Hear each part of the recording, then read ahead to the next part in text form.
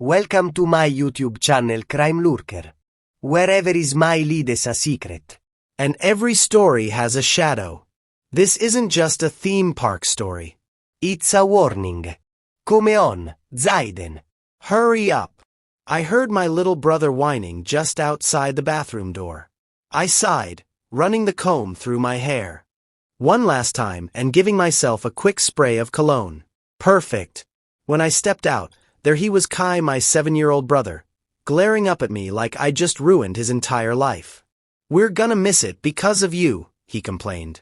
Dad walked by with his travel mug, tidying up things around the house before we left. He tousled Kai's hair as he passed. "Chill out, buddy.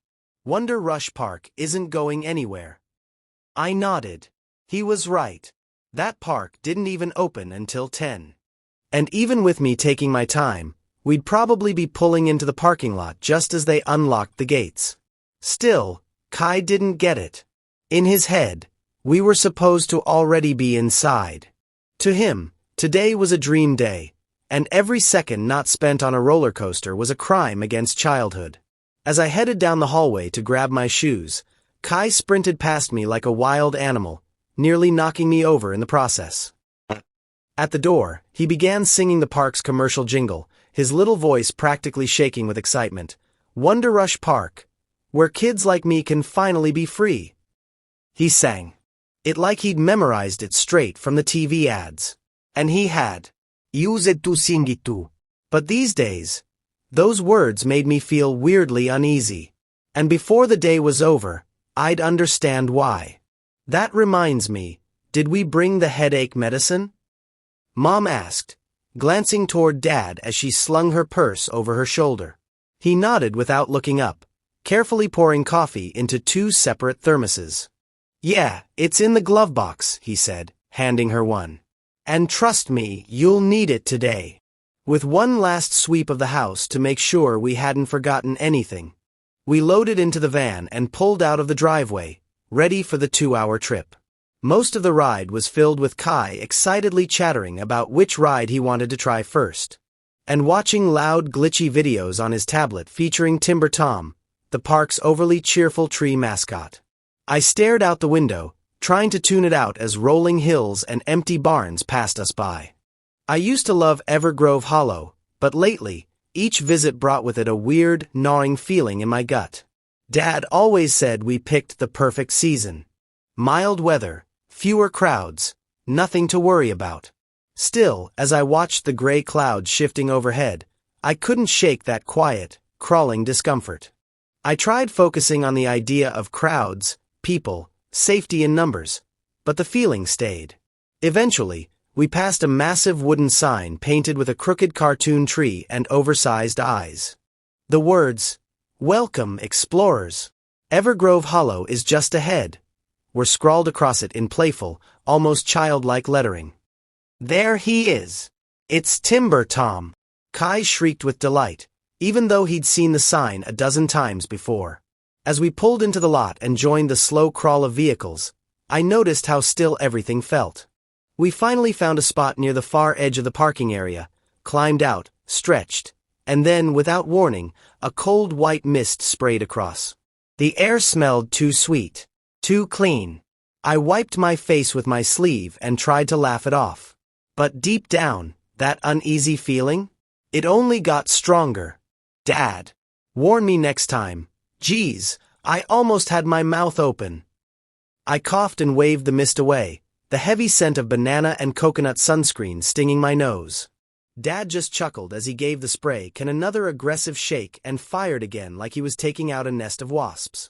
"Can't be too careful, boys. Eyes closed," he called out over the hiss. He turned toward Mom with the same energy, but she narrowed her eyes and snatched the can from his hand without a word. "No," she said flatly, then calmly sprayed herself instead. Once we were all properly coated and sticky, we made our way toward the massive front gates of Wonder Rush Park. Towering coasters and tangled rides peeked over the treetops. And just ahead loomed the entrance sign, bright and colorful, featuring the park's mascot, Timber Tom, and his cheery seedlings. Kai practically vibrated with energy. bouncing in place as Dad paid for our tickets. We were each handed a waiver to sign, standard stuff according to Dad, before he passed the clipboard back to the ticket attendant. The person behind the counter wore a plastic smile that didn't quite reach their eyes. "It's a wonder to have you here," they chirped in a sing-song voice, robotic and too cheerful. The moment we stepped through the turnstile, we were swallowed by the park's main area. Hollow Junction, a busy maze of food stalls and souvenir carts decorated in fake moss, carved wood, and fairy grove themes. Every few feet, one of the costumed seedlings stood grinning from ear to ear, offering park maps, buttons, balloons, and overpriced t-shirts. Up close, their skin looked almost like bark, and their glassy eyes didn't seem to blink. The older I got, the creepier they looked. One of them held up a new shirt proudly. "Celebrate Glenda, our newest seedling." It read, with a cartoon girl's face printed below the logo. I couldn't tell what was worse, the forced cuteness or the way the character's smile didn't quite match her eyes. But Kai didn't care. He darted straight past them, rushing to the heart of Hollow Junction where she stood. Willow the Watcher, the ancient park icon. Towering, unmoving, carved from wood but almost alive-looking, she stood in the center of the plaza, her branch-like crown adorned with blue berries, her massive eyelids sealed shut. A metal fence circled her base.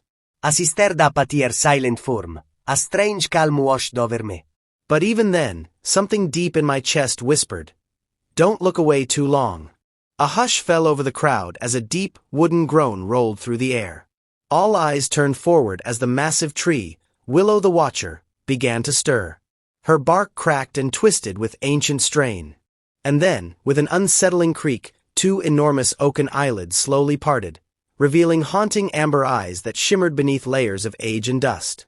The ground beneath us trembled faintly as her jaw split open, a mossy maw formed of bark and root. "Akshu Garuam. Da Agara." The words rumbled from her like a storm crawling across the ground, thick with age and weight. Just as the last syllable echoed through the plaza, a bubbly voice cut through the tension overhead.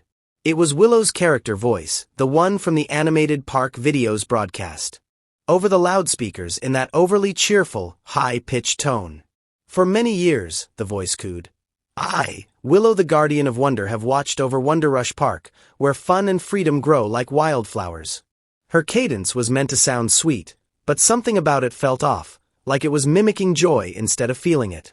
Here, kids can be free to be whoever they want to be, without the worries of the outside world. The crowd responded with light chuckles as the voice added, "Don't worry, grown-ups. That goes for the kids still inside you too." But even as the crowd laughed politely, my skin crawled. The bark still creaked faintly behind us, and Willow's eyes, those huge amber eyes, seemed to linger longer than they should have, watching. "Today, we have something truly special for you, our seedling ceremony," the loudspeaker blared with giddy pride. "We begin by saying farewell to our oldest seedling, our dear Agatha." Polite. Applause rippled through the crowd as a withered figure shuffled toward the stage, her bark skin flaking, movements stiff, a tired contrast to the younger seedlings lined behind her. "Agatha has given over a century of faithful service to Joy's Jubilee, and for that, we give her a joyful thank you." The crowd cheered louder, masking the unease as Agatha bowed weakly. "And now," the voice beamed.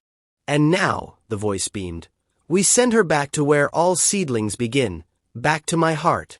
The real Joy opened her maw, wood splintering into a cavernous black hole. Agatha gave a final, fragile wave before walking into the darkness. A snap of bark, then silence. "But remember," the voice continued cheerfully, "nature is a cycle, to every end, there is a new beginning." The crowd clapped again, this time with more nervousness than joy. Then the voice dropped into a sing-song tone. "Now y'all, listen close, can you hear me? Can you understand me?" The juniper tree groaned, then repeated, "Akthu Garunda Agareya," over and over, in its deep, thunderous language. At first, I was relieved not to understand it until Marcus giggled beside me. "I'm right here, Joy," he said playfully, trying to stand. "Marcus, no." "Sit down," I whispered, panic rising. The seedlings noticed us. They locked eyes on Marcus and nodded, advancing into our row. My mom gasped. My dad stepped forward to block them.